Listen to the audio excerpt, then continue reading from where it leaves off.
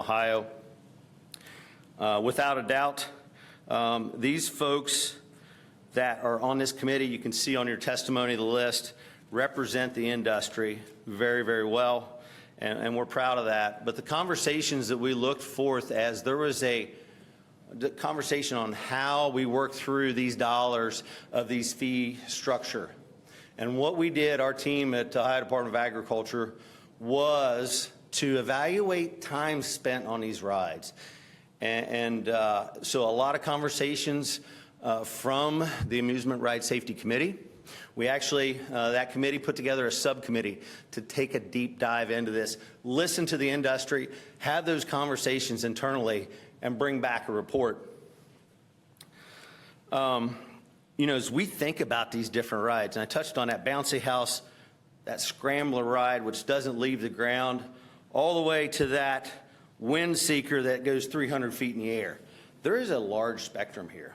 And again, never giving up priority. And this is a revenue neutral to the Department of Ag. And that was our task, to say, make sure it's equal across the industry and make sure we were able to keep our division together.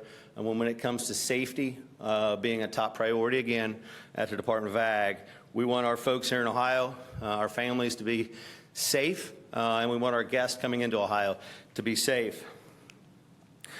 So as we look at this, again, the conversation that we had to really evaluate the subcommittee, it was unanimous out of the subcommittee, referred back to the full committee of Amusement Ride Safety. And then that committee, it was unanimous with no negative votes to move that forward to bring back to the legislature. So we appreciate the work that was done by a lot of those committee members.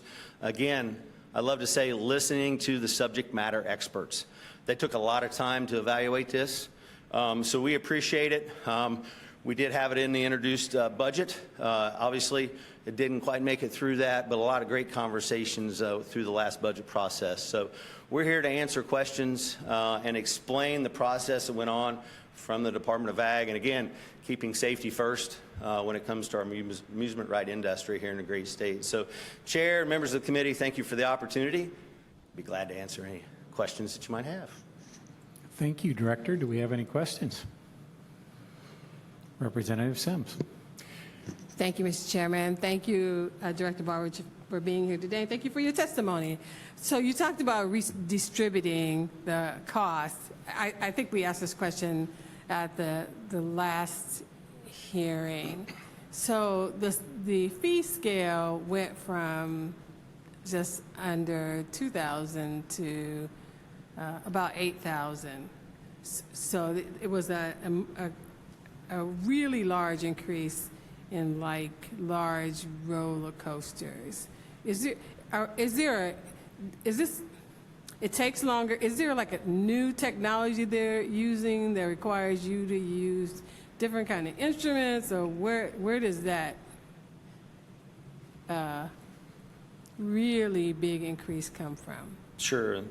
Through the chair, the representative, thank you for that question. And don't know if there's technology or changes. I think it's just evaluating the fee structure. Those numbers were set, but as we provide those services, and the task back to the Department of Agriculture through the committee was to evaluate hours spent on every different level of rides. And that, again, bouncy house to that 300-foot high ride. So our task and what our team did was look at that. What are the hours spent?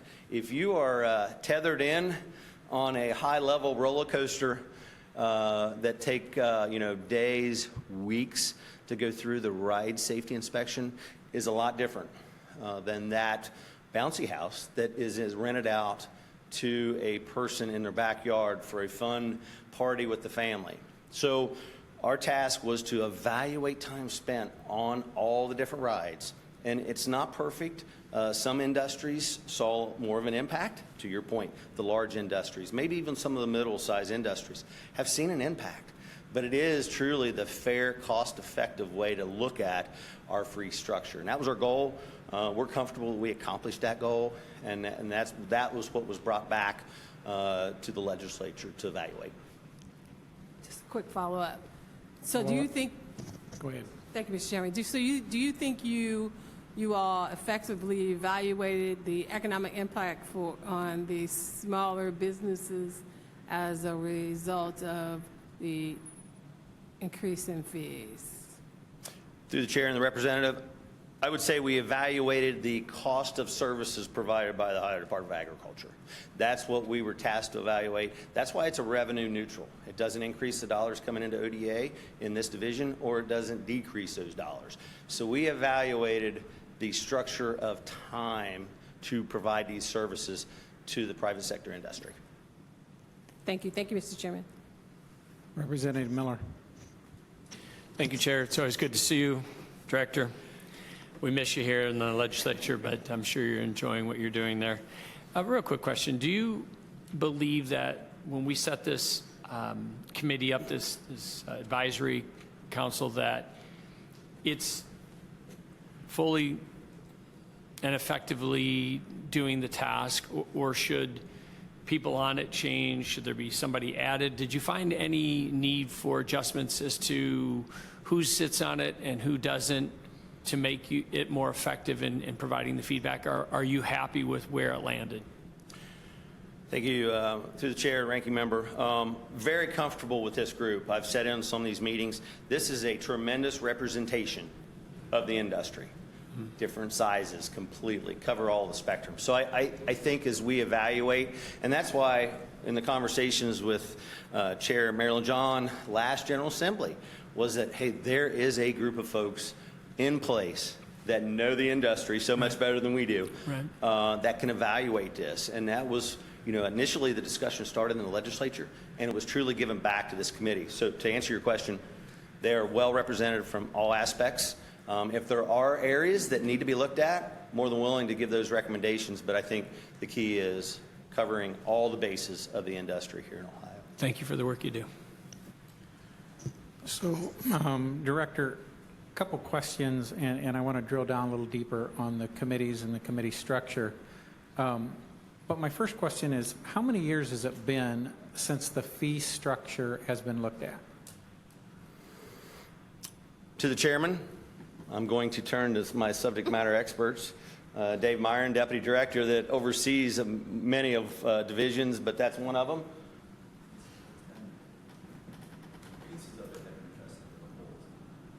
Yeah, so to the answer to your question, thank you, Deputy Director. To that point, pieces of the fee structure have been looked at, as some of us served in the 133rd as we passed Tyler's Law. That changed a lot of our inspection structure, so that would have been another piece of that puzzle that was evaluated. But to take a full spectrum look at our ride safety funding and fee structure, I think it's safe to say where we're at in legislation, requirements of safety, since all this has been put in place, this would be the first time that there's been a deep dive into that full fee structure since a lot of these laws have went into place. So I'm not sure I got a years out of that, but has it been 10 years, 12 years, 15, 20, 25? That's been, let's just say it's been some time, and rides from the very lowest inspection time of a bouncy house to the very sophisticated rides. And I'm not going to date myself here, but when the Blue Streak come out, it was a very sophisticated ride. So I think it's safe to say this fee structure evaluation was long overdue. Through the chair, absolutely, and would 100% agree. And even just dating my time in the General Assembly as we passed Tyler's Law, which was a tremendously significant safety law that was passed by the 133rd General Assembly. So you can date back just in short years there, but the fee structure in a whole, it's well overdue to evaluate it.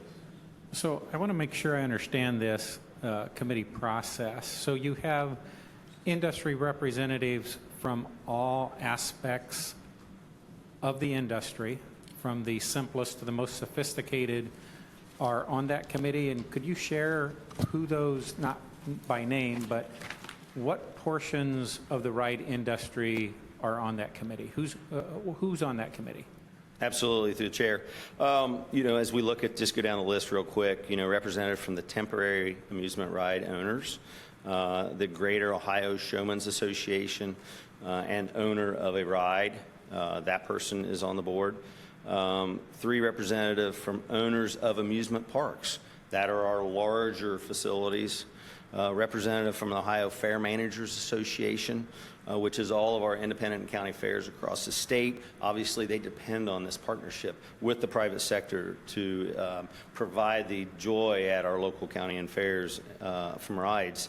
A representative from the insurance industry, right? Tremendously impacted on this. An engineer with an academic degree in engineering, knowledgeable on amusement ride safety. 2 representatives from Ohio Festivals and Events Associations, and 2 representatives from inflatable amusement ride industry who are owners or operators of inflatable rides to the industry. And then we've got some folks appointed in by the Senate, and one person from the Senate and one person from the House of Representatives, from the Speaker and the President, but they also have knowledge in the industry as well. So to answer that question, as far as our goal is to have a well-rounded voice, and I've been to that committee. They have their meetings at the Ohio Department of Agriculture, and a great amount of knowledge and truly subject matter experts in all the different areas that I believe are part of amusement rides here in Ohio. So I'm going to take from that, we've left no one out. Everyone had a seat at the table. And my knowledge is this has been going on for multiple years. I mean, we started this back for occupational licensing 2 years ago is when I first got involved in the discussion. So everyone's at the table. It's had thorough discussion. And did I understand the vote coming out of that committee was unanimous that this new fee structure made the proper alignments to assign the charges appropriately to everyone in the industry? Correct. No negative votes, and it came out unanimous of the subcommittee that was put together by the full committee, and then the full committee acted upon it as well with the same outcome. So we actually had a subcommittee and a full committee of unanimous support coming out of this work. Correct, Mr. Chairman. Okay, Representative Cockley, did you have a vote or a question? Yes, Go thank you, ahead. Chair. It's good to see you. Thank you for being here today. My question is, did the council weigh in on the classifications? And if yes, how were they determined? Specifically, this bill both eliminates and adds classifications and fees. Yes, and so what we did, through the chair to the representative, what we did at the Department of Ag was to really take a deep dive and to evaluate time spent on individual classifications. And we tried to streamline those classifications the best we could to align them in groups so that we could truly evaluate time spent versus fees charged. And that was what was done at the staff, at the chief level of amusement ride safety at ODA, evaluating that. And that was what was given to the committee for their input back to us and their evaluation of numbers that we put forth to the committee. Follow up? Yes, please. Is there a need to add definitions to those classifications? I was trying to quickly flip through the bill to see if that is the case. So for example, what is a family ride versus a major ride versus spectacular ride, et cetera? Through the representative and through the chair to the representative, through the rule process at the Ohio Department of Agriculture, we could define that. In that case, I would probably listen to the subject matter experts, the industry, listen to the questions they're asking us. If we needed to do such, we could do that through our rulemaking process that obviously come before the legislature as well. But we could tweak that if we needed to. Very good. Thank you. Absolutely. Thank you. So I don't want to dump any salt in any wounds, but when you look back, I mean, this is a really thorough reevaluation of true cost. Could we acknowledge or say that in the past there may have been some lesser rides subsidizing the cost of inspecting a very sophisticated ride? Mr. Chair, from a regulatory standpoint and from a safety standpoint, I would allow folks to make their own assumptions. I would rather stay in safety first from our ride safety division program instead of evaluating the dollars. Our goal, again, safety first, as my grandbaby says all the time, Aubrey, as she puts her seatbelt on, safety first, Pappy. I'm not sure we appreciate that answer. You didn't answer. But I'm going to make that assumption when I look at this list. There was some subsidizing of ride inspections, and I just want to have you take this back to the committee. We appreciate them doing a thorough job and really looking at it, and I don't know that we can say there's winners and losers, but there's parity here. And from a government perspective, we don't always do parity very well. So make sure the committee knows that we appreciate the work that went into it, and we appreciate the diligence of ODA to assure our ride safety, and I hope that no one dates me having talked about the Blue Streak. Just one more. One additional question. Go ahead. Thank you, Mr. Chairman. I just want to clarify, too, I appreciate the emphasis on safety. With this in mind, knowing that it's been several years since you really reevaluate this, do you anticipate that the next evaluation will coincide with safety tools that you're using to really determine that you're making the right decisions around fee increases and the time that is required to evaluate some of the rides that we're talking about here, in light of AI and some other things that are going to kind of really impact some of these technologies? Through the chair, the representative, yeah, absolutely, we can evaluate it. But as we've talked a lot about, just what we did in evaluating time spent on the size, the impact of the ride was the key structure we looked at. I might not be a technical person when it comes to the next gen of AI and all that, but knowing that our folks, I am so proud of our safety division. We have 4 of our folks who are trained to the highest level of ride safety inspections across the country. So Ohio is truly at the high level.